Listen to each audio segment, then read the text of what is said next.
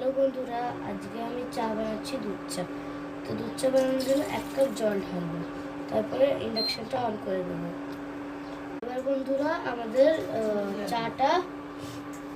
আমাদের চাটা গরম হয়ে গেছে। এবার আমি একটু চিনি দেবো, 1 চামচ চিনি দেবো, কারণ কি আমরা বেশি চা খাই না, তাই 1 চামচ চিনি দেবো। এবার এটাকে গোলাবো।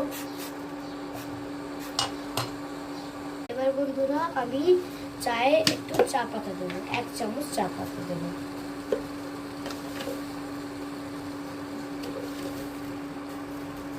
এক চামচ চা পাতা দিলাম।